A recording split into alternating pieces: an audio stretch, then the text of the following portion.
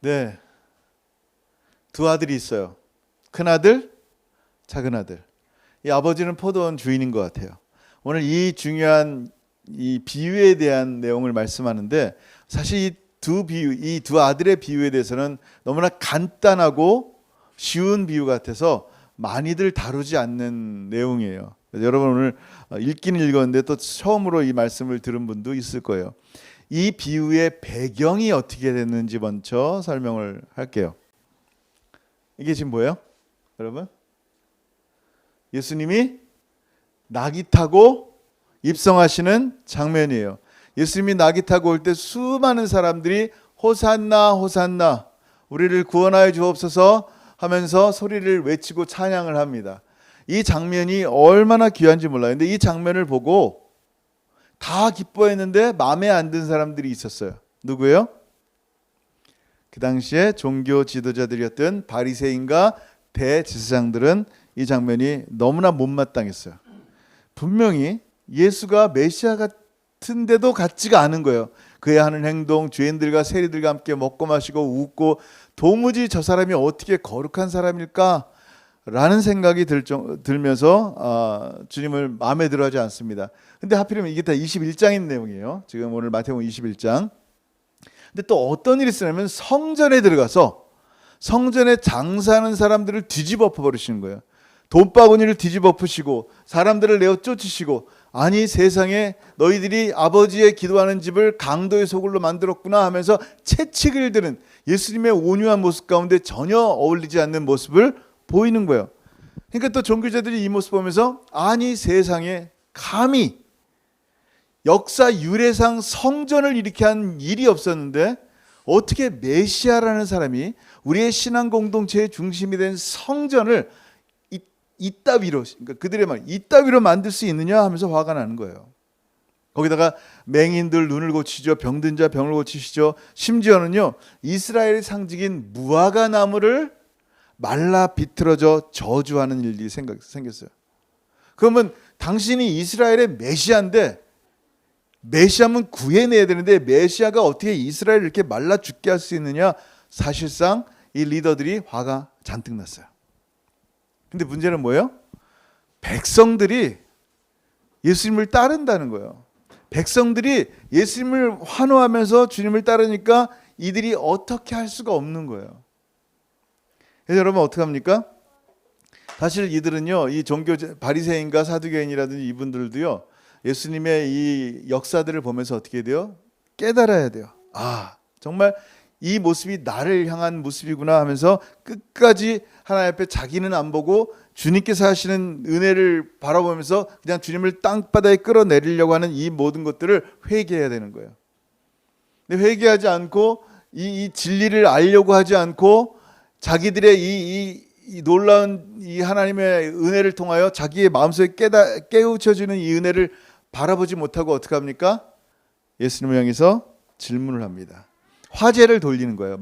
말의 화제. 지금 주님의 말씀, 주님의 퍼포먼스, 주님의 이적과 기적을 통하여 이들의 마음은 이미 찔림이 돼야 돼요. 근데 자기의 마음에 찔림이 되지 않고 회개되지 않으니까 자꾸만 퀘스천을 갖는 거예요. 그게 뭐예요? 이게 오늘 비유의 시작이에요. 뭐라고 질문합니까? 너 어느 신학교 나왔는데 너 어느 교단이야? 요새 말로 당신 무슨 권세로 무슨 권위로 이런 일을 하는데 당신에게 누가 이런 권세를 주었습니까? 라고 예수님께 질문을 한 거예요. 화제를 돌리는 거죠. 자기의 죄를 회개해야 되는데 그냥 자꾸 화제를 돌리는 거예요. 그럼 예수님이 뭐라고 얘기해도 그 말에 대한 꼬투리를 잡고 많은 백성들 앞에서 거봐 예수가 사실은 아무것도 아니잖아 하면서 내리려고 그랬는데 예수님이 질문에 대해서 답을 안 하시고 반문을 하시는 거예요. 뭐라고 질문하셨냐면 나도 그러면 대답하기 전에 한 가지 질문할게. 그러면서 세례 요한의 권위는 어디서 왔을까? 하늘에서 왔을까? 아니면 사람에게서 왔을까? 라는 거예요. 그때 이분들이 이 종교 지도자들이 마음속에 갈등이 생긴 거예요. 만약에 세례 요한의 세례가 하늘로부터 왔다 그러면 너 왜 세례 요한을 믿지 않어? 라고 말할 것이고 만약에 사람으로부터 났다 그러면 세례 요한을 선지자로 추종하는 수많은 사람들에 의해서 이 왕따 당하든지 아니면 무서워서 눈치 보는 그런 상황인 거예요. 그래서 뭐라고 얘기하냐면은 대답할 수 없습니다 라고 얘기했어요. 그랬더니 예수님께서 뭐라 그랬어요? 그럼 나도 너에게 대답하지 않을게 라고 얘기하시면서 오늘 비유 말씀을 하시는 거예요. 그리고 이 배경을 들은 다음에 오늘 비유 말씀 한번 들어볼게요. 자, 예수님이 이렇게 얘기하시는 거예요. 자, 한번 읽어봅니다. 시작. 너희는 어떻게 생각하느냐? 어떤 사람에게 두 아들이 있었다. 그가 첫째 아들에게 가서 말했다. 아들아, 오늘은 포도밭에 가서 일해라. 자, 두 아들이 있습니다. 포도원 주인이 오늘은 포도원에 가서 일 좀 할래 하면서 첫째 아들에게 얘기했다라고 얘기합니다. 그죠? 첫째 아들이 그 얘기를 들었어요. 근데 뭐라 했어요? 그 아들은 싫습니다. NO! 하면서 대답을 했어요. 그러나 나중에 마음을 바꾸고 포도밭으로 갑니다. 이게 첫 번째, 이 비유가 첫 번째 사건이에요. 자, 큰아들, 작은아들이 있어요. 큰아들에게 오늘 포도원에 가서 일해라 그랬더니 큰아들이 뭐라고요? NO! 싫습니다. 안 갈래요. 그러더니 가다가 마음에 좀 뉘우침이 있었어요. 뉘우침이 있어서 에이, 가자. 그리고 다시 포도원에 가서 일을 합니다. 자, 이 사건 두 번째 어떤 거 같이 읽어봅니다. 시작. 이번에는 둘째 아들에게 가서 아까와 똑같이 말했다. 둘째 아들은 대답했다. 네, 그렇게 하겠습니다. 그러나 실제로는 가지 않았다. 이번엔 둘째 아들을 얘기해요. 너무 대답 잘했어요. 네, 아버지 갈게요 하면서 기쁨으로 대답했단 말이에요. 근데 안 갔어요. 자, 이 두 사건을 주님이 오늘 말씀했습니다. 자, 포도원 주인에게 두 아들이 있어요. 첫째와 둘째. 지금 주님이 첫째에 대한 말씀을 하시는데 이 큰아들은 누구를 가리킬까요? 큰아들 누구 가리켜요? 우리 31장에 보니까 31절에 보니까 바로 세리와 창기들을 가리킵니다. 죄인들을 가리킨단 말이에요. 이 큰아들이. 여러분 잘 들어보세요. 이 세리와 창기들은 하나님의 율법대로 살지를 않았어요.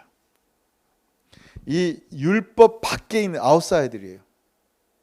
율법 밖에 있는 사람들이고 하나님 말씀을 정면으로 싫습니다. 거룩하게 살아라. 노, 싫어요. 라고 말했던 사람들이에요. 세리는 그냥 CRA 직원들이 아니에요. 그분들은 세리, 이 구약시대 이 신구약 나오는 세리랑 전혀 관계없는 사람들이에요. 그냥 일하는 분들이에요. 근데 이 당시 세리라는 단어는 뭐냐면 세리는 죄인이라고 말할 수밖에 없는 이유가 뭐냐면 자기의 민족과 동족을 나라를 힘들게 한 사람들이에요. 하나님의 율법은 하나님의 말씀은 하나님의 백성이 종으로 팔려가면 다른 민족에게 그 민족을 당신의 자기 민족에서 그들을 다시 사와야 된단 말이에요. 돈을 걷어서라도.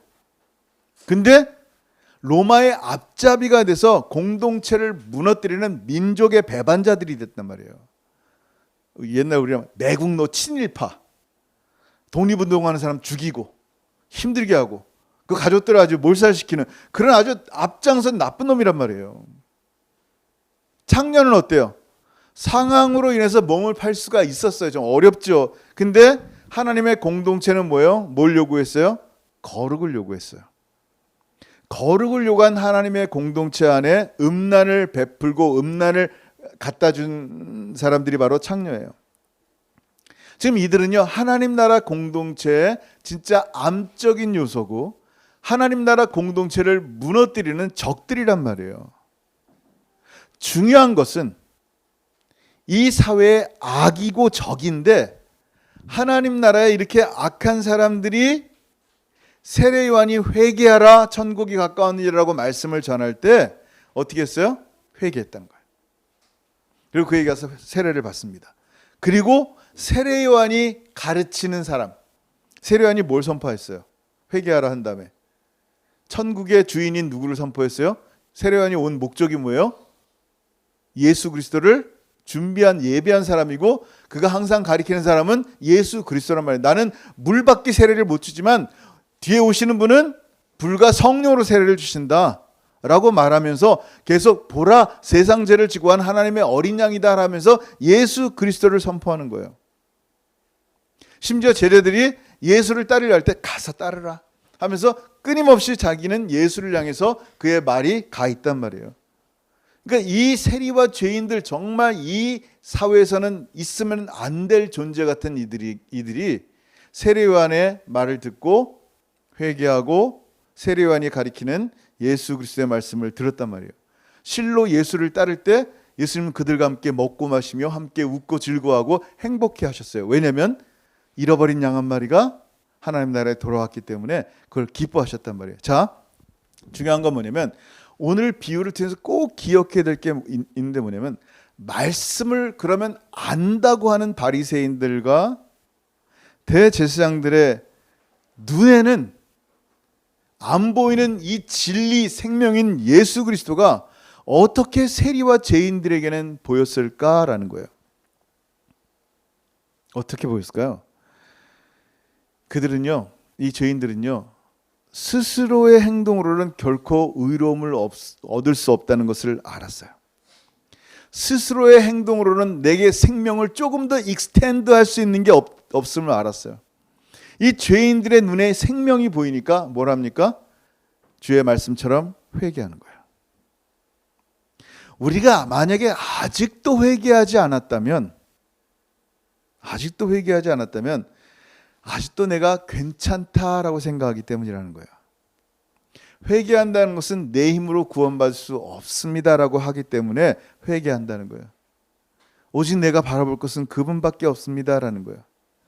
그러면 이 큰아들이 봤던, 죄인과 세리들이 봤던 이 예수 그리스도를 우리가 보지 못하면 이 둘째 아들의 모습과 똑같아져요. 이제 큰아들은 회개하고 순종했어요. 결국 순종했어요. 자, 이 모습이, 순종했다는 이 모습이 마치 에덴 동산 처음에 불순종의 역사가 그리스도 안에서 새로 바로잡힌 그 모습을 보여주는 거예요. 자, 그 얘기를 한번 해봅시다. 자, 하나님께서 인류를 창조하시고 사람들에게 복을 주셨어요. 우리는 복을 너무나 갈망한단 말이에요. 복 갈망하는 게 죄가 아니라 그랬어요. 기쁨이에요. 그 복은 근데 오직 하나님께만 있다라는 거예요. 복을 갈구하면 마치 좀 깨어있는 신앙인이 아닌 것처럼 자꾸 생각하는데 그렇지 않아요. 자, 벌벌 추워요. 지금 날씨 추운, 너무너무 춥고 벌거벗고 있는데 버들버들 떨리는데 누가 두꺼운 외투를, 오리털 외투를 줬어요. 복이에요, 저주예요? 복인 걸 다 알아요. 이걸 원치 않는 사람이 어디 있어요? 거꾸로 얘기할까요? 자녀가 있어요. 버들버들 떨어요. 내가 옷줄 형편했는데 누가 정말 오리털 외투를 줘서 자녀가 옷을 입는 거예요. 복이에요, 아니에요? 복이죠. 너무 배고파서 한 3일 동안 굶었는데 햄버거 하나 줬단 말이에요. 그 햄버거가 복이에요, 아니에요? 복이란 말이에요. 중요한 건 이 모든 복들이 도대체 어디서 오느냐라는 거예요. 이 복을 세상의 눈으로만 보면 이 복의 근원은 뭐예요? 돈이에요. 돈이 있어야 햄버거도 사 먹고 돈이 있어야 옷도 입죠. 그러니까 돈이 복이 되는 거란 말이에요. 이게 세상의 복이에요. 근데 이 하나님께서 주신 이 진짜 이 돈부터 모든 것이 하나님으로부터 왔음을 믿는 사람들은요, 그 돈을 주는 사람이, 보스가 나에게 복을 주는 게 아님을 알아요. 감사하죠. 귀한 통로가 됐으면 감사하죠. 근데 그들에게 굴종하거나 복종하지 않단 말이에요. 근데 돈이 주인인 사람은요, 그들에게 굴종할 수밖에 없어요. 물질과 돈에 굽신거릴 수밖에 없는 게 이 땅의 모습이란 말이에요. 왜냐하면 그게 복이니까. 그 복을 따라가야 되니까. 근데 그렇게 힘 있는 사람에게 잘 보여야 하는데 그 힘 있는 사람 중에 누가 여러분을 창조한 사람이 있어요? 그 힘 있는 사람 중에 누가 여러분에게 진짜 복을 주는 사람이 있어요? 없어요. 진짜 우리의 복이 무엇인지 하나님은 말씀하시는 거예요. 시편 24편 1절 시작. 땅과 거기에 충만한 것과 세계와 그 가운데 사는 자들은 다 여호와의 것이로다. 아멘. 땅에 있는 이 모든 것들, 땅과 그 안에 있는 모든 것들, 그 사람들, 이 모든 것들이 뭐라고요? 다 하나님의 것이에요. 아멘. 다시 얘기합니다. 여러분의 집과 여러분의 차와, 왜냐면 지금 물질 얘기하잖아요. 여러분의 음식과 통절임 있는 거, 뭐 그 모든 것들이 과연 다 누구의 것이냐라는 걸 얘기하는 거예요, 지금. 이 말씀이 믿어지는 사람은 하나님의 것입니다라고 고백이 되어지는데, 이 말씀이 믿어지지 않고 세상에 속하면 돈이 이것을 주기 때문에 돈이 자기의 주인인 거예요. 자, 이 얘기를 왜요? 자, 에덴 동산에 이 복의 근원 되신 하나님을 알지 못하고 어떻게 됐어요? 하나님을 향해 대적하고 죄를 범한 사람의 모습이 있어요. 근데 그 죄를 범한 사람이 어떤 일을 통하여 죄를 범했어요? 하나님께서 모든 것을, 이 모든 복들을 주셨어요. 심지어는 생명을 주는 생명나무 가시까지 주면서 마음껏 먹어라 그랬어요. 근데 굳이 생명수는 안 먹고, 생명과실을 안 먹고, 하나님께서 딱 한 가지 금하신 forbidden, 금하신 그 나무의 실과를 먹는데 선악을 알게 하는 나무의 실과를 굳이 따먹은 거예요. 그러면 왜 하나님께서, 모든 복의 근원 되신 하나님께서, 복을 충만히 주시고 싶고 더 주고 싶은 하나님께서 이 선악과를 만드셨냐라는 거예요. 이 선악과는 뭐예요? 선악과는요, 온 땅의 주인이시고 온 땅을 다스리는 최종 권세 있는 자가 누군지를 알게 하시는 borderline이에요. 딱 하나님과 사람 사이의 선이란 말이에요. 하나님 나의 아버지야 너무 좋아. 하나님 나의 친구야 너무 좋아. 그냥 마음껏 해도 돼. 마음대로 해도 돼. No. borderline이 분명히 있다는 거예요. 하나님의 권위. 지금 계속 이 권위를 얘기하는 이유가 뭐예요? 지금 누가 이 권위를 물어봤기 때문이에요. 바리새인들이. 자, 이 권위가 과연 누구에서 왔는지, 하나님께 순종한다는 말이 뭐예요? 사람이 나의 최종 권위자가 아님을 압니다라는 것을 믿는 거예요. 사람들이 두려워서 세례요한이 하늘로부터 온 권세가 있습니다라고 말하지 못한 사람들을 얘기하는 거예요. 하나님 아버지의 말씀에 순종하는 사람들이 바로 큰아들이다라는 거예요. 자, 잘 들어보세요. 이 하나님의 말씀에 순종하는 것은요, 내가 준비가 됐을 때 하는 게 아니에요. 하나님 말씀에 대한 순종은요, 바로 오늘이에요. 자, 성경에 뭐라고 말씀하세요? 너희는 어떻게 생각하느냐? 어떤 사람에게 두 아들이 있었다. 그가 첫째 아들에게 가서 말했다. 굳이 이렇게 얘기합니다. 아들아, 오늘은 포도밭에 가서 일해라. 오늘. 여러분 잘 들어보세요. 일이 왜 없겠어요? 아들이 나름대로 계획도 있죠. 오늘 레스토랑 가서 여자친구랑 밥도 먹어야 되고 할 게 너무 많은 스케줄이 딱 잡혔는데 갑자기 오늘 땡볕에 가서 일하라고 그러는 거예요. 이게 싫죠. 근데 여러분, 하나님의 참된 진리요 권세 있는 빛이신 예수 그리스도가 임하니까 이 명령한 권위가, 이 권세가 어디서부터 왔음을 안다는 거예요. 주님으로부터 왔음을 아는 사람들은요, 오늘 right now 얘기한다 할지라도 아멘이 되는 거예요. 내 주님하고 그렇게 순종함이 되는 거예요. 여러분, 참된 순종은요 굉장히 중요한데, 교회 안에서 순종이라는 단어를 많이 빼먹을 때가 있어요. 예수 믿으면 끝이야. 예수 믿으면 하나님이 알아서 하니까, 은혜가 있으니까 죄를 마음껏 져도 되고 뭐 어떻게 해도 돼, 순종 필요 없어, 이런 식으로 생각하는 사람들이 생각보다 많아요. 지난번에 얘기했죠. 로마서 1장부터 마지막까지 믿음인데 1장과 마지막에 16장에도 뭐가 나왔어요? 믿음과 순종, 믿음과 순종. 이 믿음을 얘기하기 전에 순종에 대한 부분을 반드시 얘기한다니까요. 순종이라는 게 뭐냐면 그 말씀대로 따르는 행동을 얘기하는 거예요. 여러분, 그 참된 순종의 모범을 누가 제일 먼저 보여주시냐면요, 예수님 보였어요. 예수님이 기도했어요, 안 했어요? 기도했어요. 왜? 예수님 하나님인데 그냥 말씀하시면 당신이 원하는 대로 다 가질 수 있고 할 수 있는데 굳이 왜 성부 하나님께 성자 하나님이 기도하시냔 말이에요. 성자 하나님은요 사람이 되셨어요. 그리고 우리의 맏아들이 됐어요. 우리에게 어떻게 살아가는지를 보여주시는 정말 이렇게 모범이 되신 거예요. 이렇게 살아가야 되는구나, 예수님처럼. 예수님은요 매 순간마다 성부 하나님을 의지하셨어요.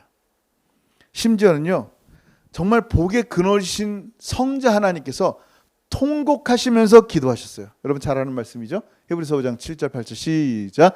그는 육체에 계실 때 자기를 죽음에서 능히 구원하실 이에게 심한 통곡과 눈물로 간구와 소원을 올렸고 그의 경건하심으로 말미암아 들으심을 얻었느니라. 그가 아들이시면서도 받으신 고난으로 순종함을 배워서. 아멘.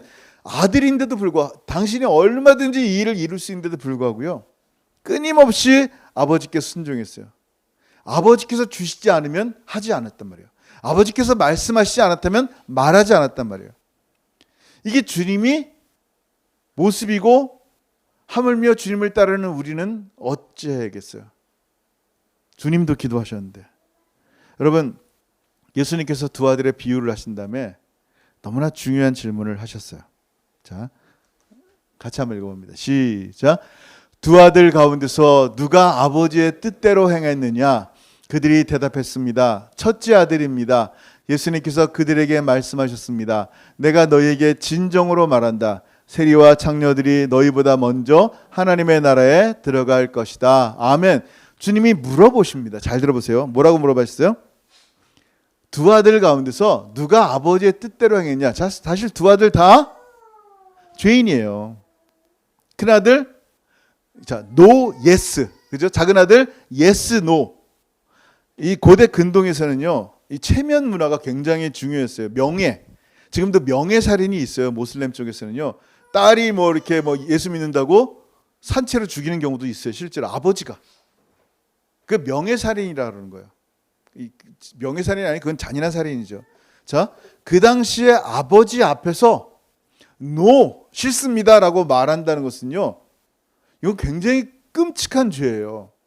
둘째 아들이 네 하고 안 가는 게 차라리 나을 정도로 아니요 한다는 것은요, 그 당시 고대 문화로서는 이해가 안 되는 거예요. 지금은 요즘 뭐 아버지한테 뭐 노 많이 하잖아요. 여러분 옛날 한 20년 전만 생각해 보세요. 한 50년 전만 생각해 보세요. 아버지에게 노한다는 말이 이렇게 쉬웠어요? 아니에요. 근데 2000년 전에 고대 근동에, 지금도 지금 모슬림 쪽에서는 그런데 현재도 2000년 전에 아버지 앞에서 노? 싫습니다. 이거는 흉악한 죄란 말이에요. 흉악한 죄. 근데 예수님 물어봤어요. 누가 아버지의 뜻대로 행했느냐? 주님의 질문은 이거예요. 아버지의 뜻이 뭔지를 다 사람들이 알았어요. 아버지 뜻이 뭐예요? 포도원에 가서, 오늘 포도원에 가서 일하는 게 아버지의 뜻이란 말이에요. 그러면 그 아버지의 뜻대로 실제로 쟁기를 들고 일한 사람이 아버지의 뜻대로 행한 사람이란 말이에요. 그러니까 사람들이 다 대답하는 거예요. 그 고대 근동이고 뭐고 다 문화고 뭐고 상관없어요. 주님의 질문은 누가 아버지의 뜻대로 행했느냐라는 거예요. 그들이 대답했습니다. 첫째 아들입니다. 당연한 얘기죠. 예수님도 동일하게 그들의 말에 동의하신 거예요. 그래서 뭐라고 얘기하셨냐면, 예수님께서 그들에게 말씀하셨습니다. 내가 너희에게 진정으로 말한다. 첫째 아들이 라고 말씀하시지 않고 이 첫째 아들의 비유를 누구를 들어 얘기하신지를 말씀하는데, 아까 얘기한 것처럼 누구라고요? 세리와 창녀들이 너희보다 먼저 하나님 나라에 들어갈 것이다 라고 말씀하는 거예요. 아버지의 뜻대로 행한다라는 말을 우리가 잘 알아야 돼요. 뜻대로 행한다.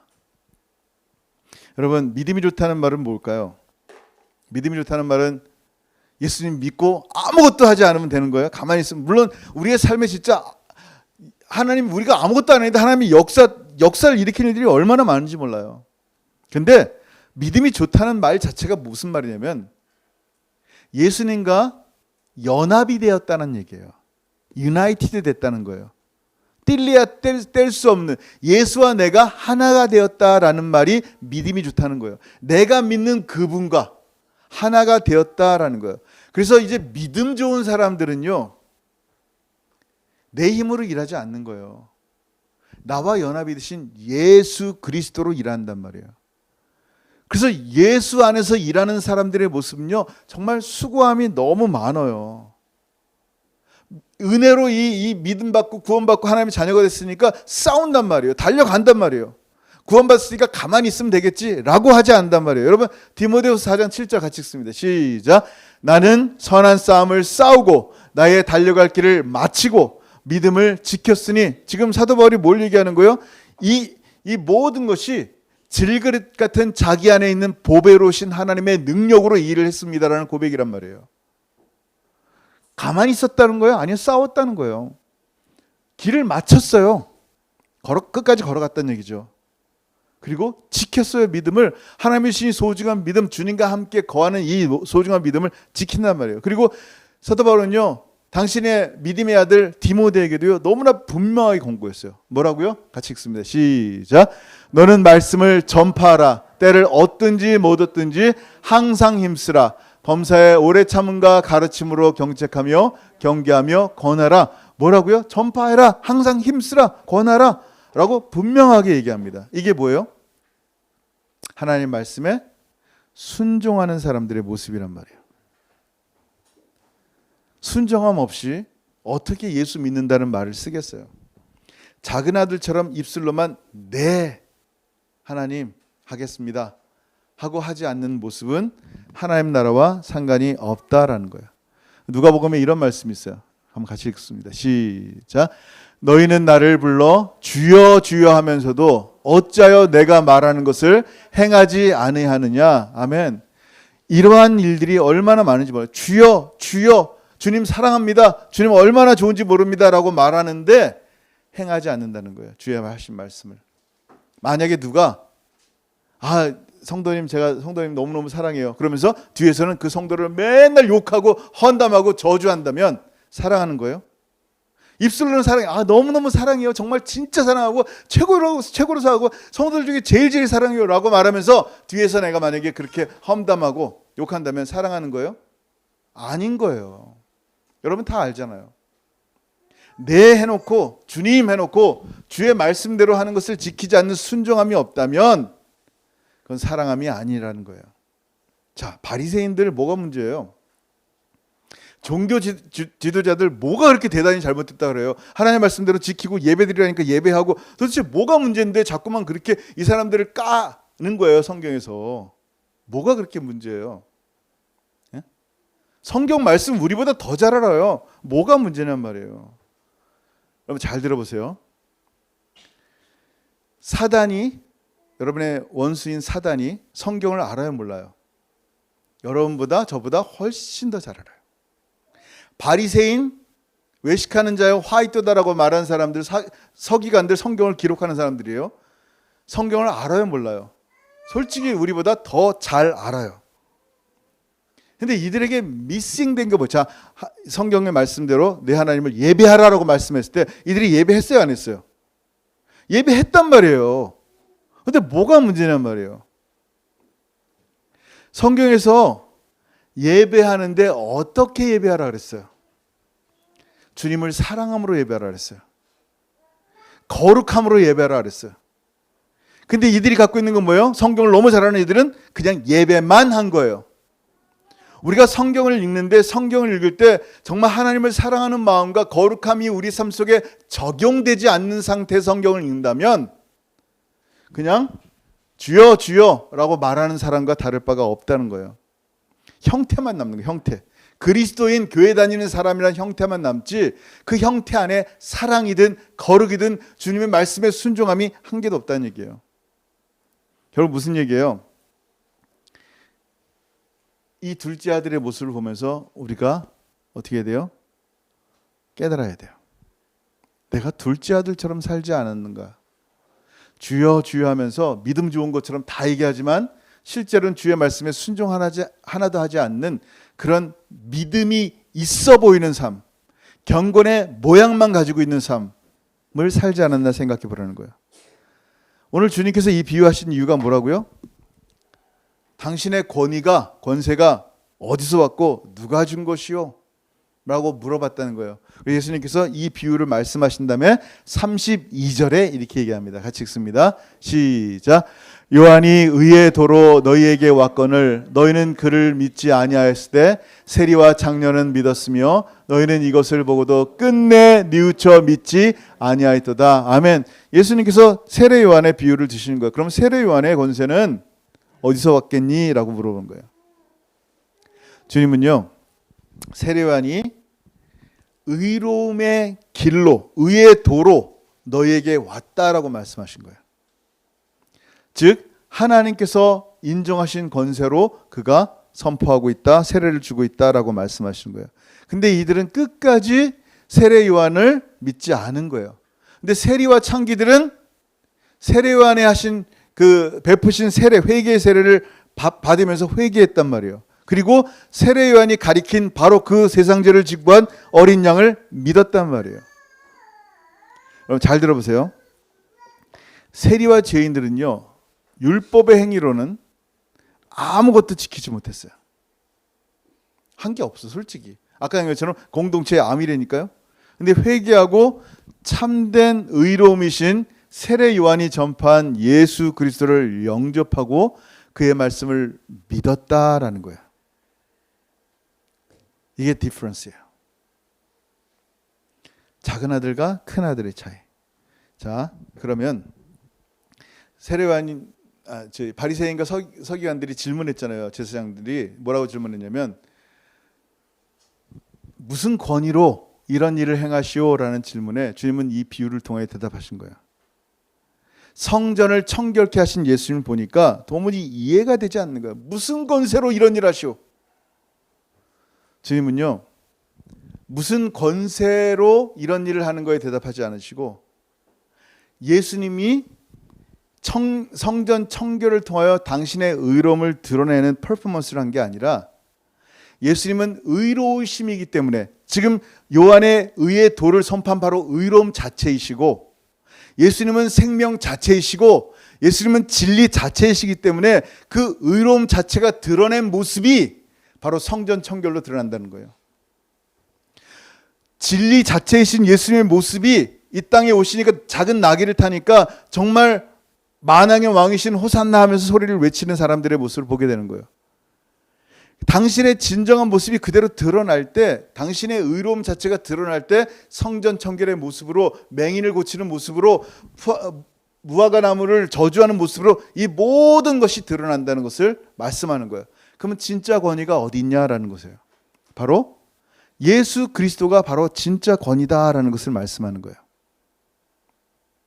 좀 어려울 수도 있죠. 근데 여러분 이 말씀을 잘 생각해 보세요. 중요한 건 뭐예요? 지금 회개하고 순종한 세리와 죄인들은요, 예수 그리스도를 발견했어요. 하나님의 은혜로 그들의 눈이 열렸어요. 정말 예수 아니면, 회개하지 않으면 내가 이 땅에 구원 얻을 길이 없습니다 하면서 주님께 달려간 사람들이에요. 마치 첫째 아들처럼 노하다가 다시 예수하며 주님 만난 사람들이에요. 근데 그들의 모습은요, 회개하고 반드시 순종함이 있었다라는 거예요. 근데 둘째 아들의 경우는 뭐예요? 주의 말씀을 너무 잘 알아요. 주여 주여 외쳐요.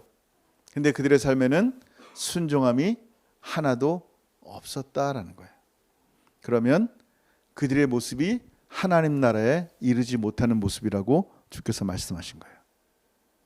그럼 진짜 믿는 게 뭔지를 오늘 말씀을 통해서 배웠다면, 주님과 믿음이 좋다는 사람, 우리가 믿음이 좋은 사람이니까 이 자리에 앉아있을 거 아니에요. 믿음이 좋은 사람으로서, 주님과 함께 연합된 사람으로서 주님이 원하시는 그 일들을 행하며 순종할 때 주님이 드러나고 주님의 열매를 통하여 하나님이 영광 받으시는 그 삶이 우리 가운데 흘러가기를 원한다는 거예요. 저와 여러분이 그런 삶을 살기를 주 여러분 축원합니다. 아멘. 기도하겠습니다. 오늘 이 시간 기도할 때 포도원 두 아들의 비유를 좀 들었으면 좋겠어요. 뭐 권세이기도 하고 또 뭐 여러 가지 성전 청결 모습부터 좀 많은 얘기를 했었지만 사실은 굉장히 간단한 얘기예요. 정말 권세 있는 예수 그리스도를 믿은 사람들과 믿지 못한 사람들, 믿었다는 것은 무엇인가? 정말 회개하고 순종했다라는 것이죠.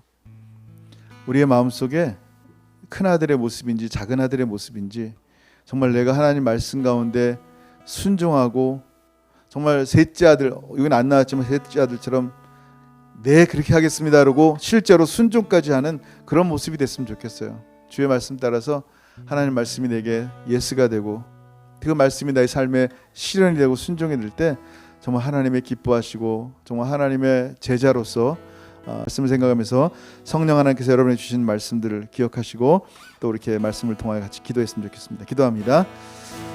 하늘 아버지 감사합니다. 포도원 두 비유를 통하여 하나님 우리 가운데 말씀을 주신 주의 은혜를 찬양합니다. 주여 주여 하면서 주의 하신 말씀을 조금도 행하지 않는 둘째 아들의 모습이 아니라 아버지, 비록 우리의 삶이 너무나 부족하고 넘어짐이 많지만 오늘도 예수 그리스도와 연합된 모습으로 주께서 주신 말씀대로 순종하며 믿음의 싸움을 싸우며 복음을 증거하며 우리의 하나님 주님 주신 재정으로 가난한 자를 나누며 이웃을 사랑하는 정말 행함이 있는 그리스도인의 모습이 되게 도와주옵소서. 말과 혀로만 사랑하여 하나님의 영광에 이르지 못한 자가 아니라 행함과 진실함으로 사랑하여 하나님 기뻐하는 사람의 모습으로 매 순간 주님 앞에 설 수 있도록 하나님 우리를 붙잡아 주시고 함께하여 주옵소서. 우리 사랑하는 우리 모든 성도들의 삶 가운데 여러 가지 아픔과 눈물들이 있습니다. 눈의 눈물 닦아주시고 그 아픔들 치유하여 주시고 하나님 그 마음에 속상한 모든 것들을 해결케 하실 때 정말 하나님이 주신 이 복이 하나님으로부터만 났음을 기억하게 하시고 정말 하나님만 의지하며 걸어가는 하나님의 사람 되게 하시고 정말 최종 권위자이신 예수 그리스도 하늘 아버지 앞에 매 순간 주님의 은혜를 구하며 걸어가는 우리가 되게 도와주시며 우리의 삶 속에 나타난 진정한 행함으로 정말 그리스도인의 모습이 계속하여 드러날 수 있도록 우리를 붙잡아 주시고 함께하여 주옵소서. 주님 영광 받아 주옵소서.